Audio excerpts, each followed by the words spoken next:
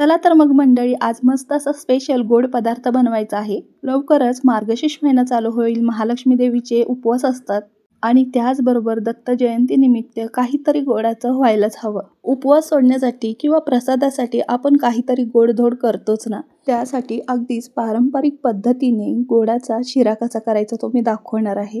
तोही सेम प्रसादामध्ये असतो त्या पद्धतीने केळीचा शिरा. तर हा केळीचा शिरा बनवण्यासाठी सर्वात पहिला इथे मी दूध तापवण्यासाठी ठेवलेला आहे. इथे मी अर्धा लिटर दूध घेऊन छान तापून ठेवलं. एक कढई घेतली. कढईमध्ये मी बारीक रवा घेतलेला आहे 1 वाटी आणि तो छान असा 1 ते 2 मिनिट मंद आचेवर परतून घेतला आहे.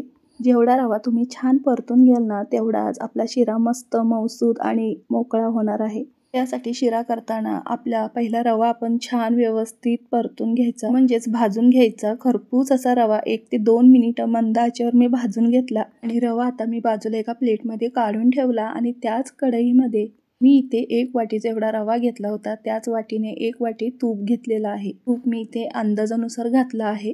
हवं असल्यास तूप तुम्ही कमी जास्त करू शकता. तूप तापल्यानंतर त्यामध्ये काजू बदामाचे काप घातलेले आहेत आणि काजू बदामाचे काप छान असे तुपामध्ये फ्राय करून घेतले. तुम्हाला आवडेल ते ड्रायफ्रुट्स इथे घालू शकता. 2 केळीचे काप करून घेतलेले आहेत ते यामध्ये घालणार आहे. या केळीचे काप आपल्याला छान असे तुपामध्ये परतवून घ्यायचे आहेत.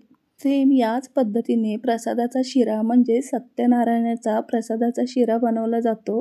त्यामध्ये 1/2 वाटीचं किंवा 1/2 किलोचं प्रमाण घेतलं जातं. जर तुम्हाला प्रसादासाठी करायचं असेल तर 1/2 वाटी किंवा 1/2 किलोचं प्रमाण तुम्हीही घेऊ शकता. केळी छान परतून झाल्यानंतर तुपामध्ये इथे मी जो मगाशी आपण भाजून ठेवलेला रवा आहे ना, तो यामध्ये घातलेला आहे आणि रवा आणि केळी 1 मिनिटभर मंद आचेवर छान असं खरपूस परतून घेतलेला आहे. जेवढा रवा तुम्ही तुपामध्ये छान असा मंद आचेवर परताल ना, तेवढाच आपला शिरा मस्त असा खमंग होणार आहे. अगदी तोंडामध्ये टाकताच विरघळणारा. जर रवा कच्चा असेल ना, पूर्ण गिजगा होतो त्याचा. रवा इथे मी मऊ, मोकळा आणि दाणेदार शिरा होण्यासाठी छान भाजून घेतला तुपामध्ये. मग असे आपण तापवून ठेवलेलं दूध होतं ना, ते आता यामध्ये अर्ध ओतलेलं आहे आणि आता हे सगळं व्यवस्थित मिक्स करून घेतलेलं आहे. ही सगळी प्रोसेस करताना गॅस आपल्याला बारीकच ठेवायचा आहे, नाहीतर खाली तळ लागू शकतो. छान असं मिक्स करून घेतलं. आधी थोडं दूध टाकून सगळं मिक्स करून घ्यायचं. नंतर त्यामध्ये अजून दूध टाकलेलं आहे मी. तुम्ही या ठिकाणी अर्ध पाणी आणि अर्ध दूध असंही घालू शकता. लागेल तसं थोडं थोडं दूध टाकून सगळं एकदा मिक्स करून घेतलं. पूर्ण अर्धा लिटर दूध लागलेलं आहे याला. शिरा करताना रवा जेवढा भाजून घ्याल ना, तेवढा शिरा आपला मस्त असा रवाळ दाणेदार होतो. अजिबात याच्या गुठळ्या वगैरे काही होत नाहीत. मस्त असा विरघळतो तोंडात टाकताच. तर अशा पद्धतीने दूध घालून सगळं असं मिक्स करून घेतलं. आता मंद आचेवरच आपल्याला 1 मिनिटभर असं मस्त वाफ काढून घ्यायची आहे दणकून. त्याच पद्धतीने मी झाकण ठेवून 1 मिनिटभर मस्त अशी वाफ काढून घेतली. शिरा आपला मस्त गरगरीत शिजला आहे. आता पुढे काय करायचं आहे, हे सगळं छान असं मिक्स करून घ्यायचं.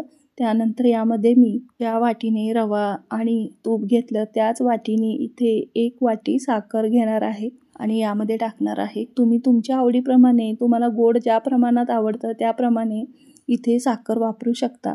कमी जास्त तुम्हाला आवडेल त्याप्रमाणे इथे साखरेचा वापर करू शकता. तरी देखील 1 वाटीला थोडंसं कमीच आहे, तेवढंच टाकलेलं आहे मी. साखर टाकल्यानंतर हे सगळं व्यवस्थित मिक्स करून घ्यायचं. सगळीकडे साखर लागली पाहिजे व्यवस्थित. अशी मिक्स करून घेतल्यानंतर काय करायचं ते मी पुढे सांगणारच आहे.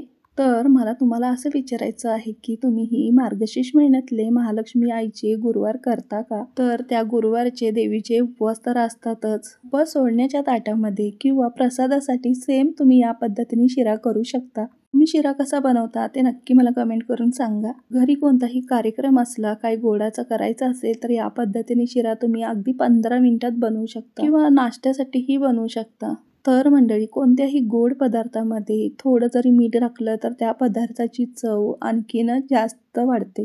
जसं मी माझ्या आजी मम्मीकडून ऐकलं होतं आणि तेच मी सेम फॉलो करते. कोणताही गोड पदार्थ असला तर अगदी चिमूटभर त्यामध्ये मीठ टाकतेच.